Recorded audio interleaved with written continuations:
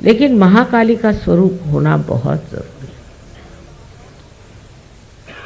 जब तक महाकाली प्रकट नहीं होती,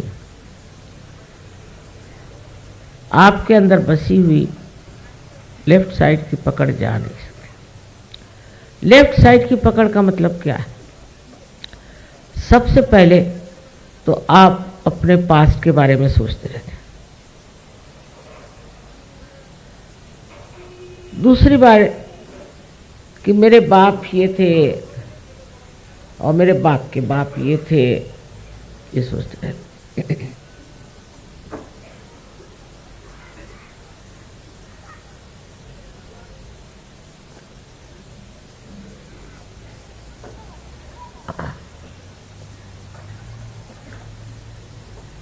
नसीब है उनको अपना पूर्व जन्म याद नहीं आता, पर पूछेंगे माँ मैं पूर्व जन्म में कौन था। अब मैं एक साहब ने मुझे बहुत तंग किया, मैं पूर्व जन्म में कौन था। फिर मैंने कहा देखो बेटे मैं तुमको नहीं बता रही हूँ, इसका मतलब कुछ गड़बड़ी है ना, क्यों मुझसे पूछ रहे हो? इस जन्म में अच्छा है तुम मेरे साथ हो, क्यों मुझे बार बार पूछ रहे हो कि मैं पूर्व जन्म में कौन था? उससे तुम्हारा क्या लाभ होने वाला? नहीं मतलब मुझे लगेगा अच्छा अगर मैंने कहा कि तुम पूर्व जन्म में जयपुर के महाराजा थे, समझ लो, तो तुमको गद्दी मिल जाएगी, वहां जाओ तो वहां भगा देंगे सब। तो पूर्व जन्म की बात क्यों करते हो? क्योंकि मुझे एक ज्योतिष ने बताया था कि मैं पूर्व जन्म में कहीं का राजा था। मैंने कहा वो लक्षण तो दिखते नहीं तुम्हारे अंदर राजा हो जाता। अब तुमको उसने ज्योतिष ने बताया तो तुमसे पैसे ऐंठने के लिए तुमने राजा जैसे कुछ गले का कंठा वंठा दिया उसको, कैसे ही पैसों में टाल दिया। कहे माता जी आप मजाक करें। मैंने कहा कि बेवकूफ़ी की बात कर रहे हैं तो मैं क्या करूँ? यहाँ तुम अपना पूर्वजन्म पूछने के लिए मेरे पास आए। मैं कोई ज्योतिष शास्त्र जानती हूँ? मुझे इसमें कोई भी किसी भी तरह की दिलचस्पी नहीं। तुम ज्योतिष शास्त्र के पास जाओ और वो तुमसे कहेगा कि तुम इंग्लैंड के राजा थे तो दे दो उनको कुछ। वो लोग इंग्लैंड के राजा वगैरह कुछ नहीं देते, वैसे उधर के लोगों में विश्वास ही नहीं। पर समझ लो आप कह दो कि हम राजा, आप राजा हरिश्चंद्र थे, चलो कुछ भी वो कह दे। अब इसी बात को लेकर के बैठ गए कि पिछले जन्म में मैं ये था और पिछले जन्म में वो था। तब महाकाली का स्वरूप कर दिखाएगा तो सारे जन्म भूल जाएंगे। उसकी बहुत जरूरत है। महाकाली के स्वरूप के सिवाय ऐसे पागल छूट नहीं सकते। और मैंने देखा कि बहुतों ने देखा है, क्योंकि वो जो भागे तो फिर आए नहीं।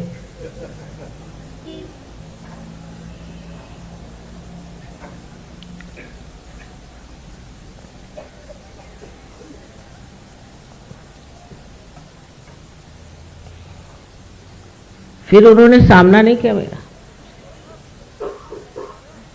अब ये तो बिल्कुल ही सोचिए कि बहुत छोटी सी बात है, पर उसके अलावा महाकाली की ज़रूरत है कि जिन लोगों को ये गुरुओं ने भूत लगा दिए। अब गुरुओं के भूत ऐसे होते हैं कि या तो आप गुरु का कहना मानो और उन्हीं के जैसे हो जाओ। वो कहे तुमसे कि जाके उसके घर में डाका डालो तो डाका डालो, उसको मार डालो तो उसको मार डालो, उसको ये करो तो वो करो। एकदम गुरु की आज्ञा शिरसा वंद्य करके घूमो तो ठीक है, और नहीं तो गुरु लग जाएगा आपके पीछे। आपसे कहा किसी को मारो, उसको नहीं मार सके तो दूसरे से कहेगा इसको ही मार डालो। एक अच्छी बात भी है, ऐसे झूठे गुरु एक तरह से अपना ही और अपने शिष्यों का ही नाश करते रहते हैं। लेकिन यहाँ देखते हैं कि नाश हो रहा है तो भी वहीं चले जा रहे,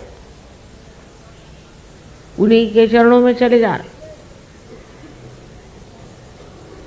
हमारे यहाँ एक साहब पुलिस के साथ आए, मैं शायद अशोका होटल में थी, तो मेरे पति ने कहा ये क्या झगड़ा, पुलिस काहे आई? तो पता नहीं, देखे तो सही। तो उन्होंने बताया ये महाशय जो हैं, इनका नाम मैं नहीं बताऊँ, ये डॉक्टर साहब है और ये भागे हुए हैं आनंद मार्ग से। तो कहले आपको आश्चर्य होगा माँ, ये आनंद मार्ग के बड़े भारी प्रचारक थे, दुनिया भर में घूमे, खूब पैसा कमाए, और फिर इनके गुरु जो थे वो इनको अपना आद्य शिष्य मानते थे। फिर हुआ क्या, तो ये कलकत्ते में देवी के मंदिर में गया जहाँ बकरा काटा जाता है। ये बात तो सही भाई, क्या करें, वो बकरा इसलिए काटते हैं देवी के सामने कि उसके अंदर भूत डाल करके, और जो भूतग्रस्त है उसका भूत उसमें डाल करके उसको उस भूत से छुटकारा करा। हम लोग तो नींबू पे ही उतार देते, वेजिटेरियन अपना सब काम, क्योंकि बहुत से बनिए आ गए ना सहयोग में।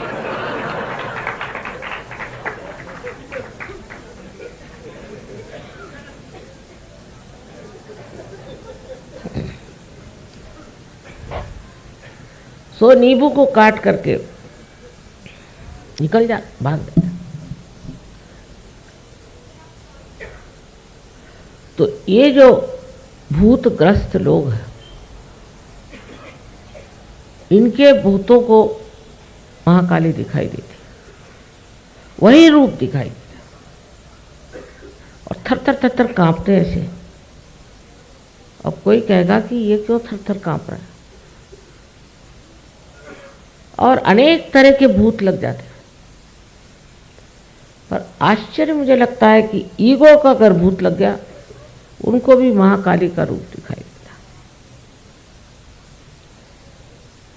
अब पूना का किस्सा, पूना में एक प्रोग्राम हो रहा था, तो उन्होंने कहा कि हाँ माता जी तो ब्राह्मण नहीं है, तो हमारे यहाँ तो प्रोग्राम नहीं हो, तो ब्राह्मण होगा वही आएगा। तो वहाँ के जो कार्यकर्ता थे, अच्छा ठीक है हम पेपर में दे देते हैं, माता जी ब्राह्मण नहीं है, यहाँ प्रोग्राम नहीं हो रहा, दूसरी जगह प्रोग्राम करते। ना ना ना ना, ऐसे नहीं करो, नहीं नहीं, ये हमको नहीं दिखाना है। अच्छा ठीक है, फिर हम करते हैं यही प्रोग्राम। मुझे किसी ने कुछ बताया नहीं, तो मैंने कहा कि अच्छा आप में पता नहीं कैसे ये दिमाग में बात, आप में जो कोई ब्राह्मण हो मेरे और हाथ करे, दोनों ऐसे। अब उनके लगे हाथ यूं, अरे माँ बंद करो बंद करो, मान गए तो आप शक्ति हो, छोड़ो ये मन। तो हमने कहा भाई तुम क्यों हिल रहे हो, मैंने तो नहीं कहा, अपने आप ही हिले जा रहे हो। मैंने कहा क्या तुमसे हिलने को, मुझे क्यों कह रहे हो, तुम ही रोको, रुकता ही नहीं ना, करें क्या।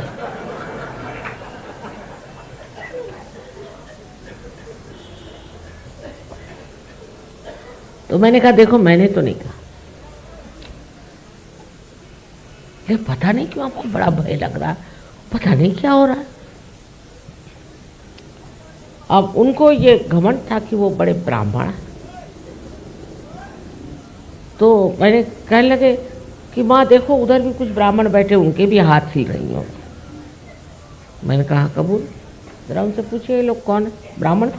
अरे नहीं बाबा हम लोग ब्राह्मण नहीं हैं, हम लोग सर्टिफाइड पागल है, थाना से आए।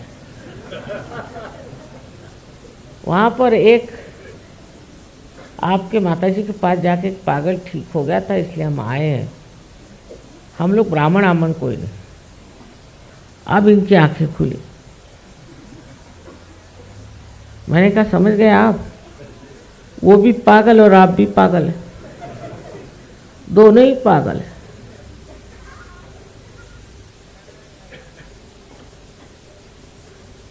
तब उनके हाथ छूटे। शुरुआत में तो बहुत ज्यादा महाकाली का प्रकाश था, कुछ समझ में नहीं आता था कि ये महाकाली जी अब अपना प्रताप कुछ कम करे तो मैं दूसरे भी काम करूं। पूना में तो ये हाल हो गया कि मेरी एक नीस है, उससे मैंने कहा कि एक हंडिया ले आओ किसी के लिए। तो बाज़ार में गई कि भाई 1 रुपये की हंडी 10 रुपये में बिक रही। तो उसने कहा इतनी महंगी कैसे हो गई, 1 रुपये की 10 रुपये में। वो कहा कोई माता जी आई है, वो हंडियाओं पे मंगाती, हंडियों पे हंडिया सब बिक गई। ये सब लोग हंडिया लिए चल पड़े। मैंने कहा पूना में इतने भूत, बाप रे, कुछ समझ ही नहीं आता। मैंने कहा हंडिया लेके आओ, नींबू वीबू लेके आओ तो बैठो। और जो नहीं लाए उनकी आंखें लगी घूमने, वो लगे घूमने। मैं तो उठ के चली गई। मैंने कहा भाई मेरे सारा यहाँ भूतों का जमघट हो। जो लोग हंडिया लेके बैठे थे वो तो कुछ ठीक थे, और बाकी के जो थे वो खड़े हो करके हूँ हाँ हाँ ही करने लगे। तो मैंने कहा कि भाई ये अगर महाकाली की शक्ति कुछ कम हो जाए तो अच्छा। अब ये एक चीज ठीक करने के बाद दूसरे आ गए। माने कौन? जिसको आप साइकोसोमैटिक कहते हैं, माने कैंसर, ये मस्कुलर, ये वो दुनिया भर की बीमारियां जो डॉक्टर लोग नहीं ठीक कर सकते। ऐसा मानेंगे नहीं, डॉक्टर मानते नहीं। जब तक पेशेंट मर नहीं जाएगा खींचो पैसे। एक साहब किडनी एक्सपर्ट, उनको किडनी ट्रबल हो गया। तो मैंने कहा मैं आपकी किडनी ठीक कर दूंगी एक शर्त पे कि आप अपना धंधा बंद करिए। लोगों को ये जो आप टेबलों पे चढ़ा चढ़ा करके सारा पैसा खींचते हो, उससे कोई ठीक नहीं होता, मरने से पहले बैंकरप्ट हो जाता। डायलिसिस बंद आप करो तो मैं तैयार हूँ। हाँ हाँ माँ मेरी आप किडनी ठीक कर दो। मैं ठीक कर दी, पर 2 महीने बाद फिर चालू उनकी दुकान। डॉक्टर लोग कब सच बोलते और कब झूठ बोलते भगवान जाने। फिर उनको किडनी ट्रबल हो गया तो मेरे पास आए, यूं उनका हाल होने लग गया। मैंने कहा इस बार क्या हुआ? पहले फिर से किडनी ट्रबल है। मैंने कहा वो नहीं, अब कैंसर चल पड़ा। अब घबराए बहुत। मैंने कहा मैंने आपसे कहा था, आप फिर से चालू कर दिया अपनी दुकान। अब माँ मैं पेट कैसे भरूंगा, मैंने इतने रुपए की मशीनरी मंगाई है, ये कर रहा हूँ वो कर रहा हूँ। मैंने कहा बेच डालो, किसी को ख़त्म कर। और सुना हुआ भाई नहीं महाराज, चाहे जो। तो सारी जितनी लेफ्ट साइड की बीमारियां हैं, जितनी हैं, साइकोसोमैटिक जिसे कहते हैं, जिसका कोई क्योर नहीं है, वो सब महालक्ष्मी की कृपा से ही ठीक हो सकता है। इसलिए महालक्ष्मी का ही मंत्र कहना पड़ेगा। और महालक्ष्मी को जब तक आप प्रकटित नहीं करिएगा, ये बीमारियां ठीक नहीं हो सकती। और इतनी गर्मी इन लोगों से निकलती है कि समझ में नहीं आता। लंदन में जबकि सब दूर लोग हीटर लगाते हैं, आप एक कैंसर पेशेंट को ले आइए और उसकी कुंडलिनी जागरूक कर दीजिए, हीटर का खर्चा गया। इतनी गर्मी नहीं, जिसकी कोई हद। इधर गर्मी निकलती, उधर वो रोते रहते हैं सब, क्योंकि इसके साथ रोना चलता है। महालक्ष्मी के दर्शन हो तो रोना रुके, तो सरस्वती के दर्शन तो दूर ही रहे, ये तो महाकाली के ही दर्शन था। अब उनको देख के रोना ही आता। इनसे कहे क्या? सूक्ष्म रूप से आप देखिए कि महालक्ष्मी का जो स्वरूप है अति रौद्रा,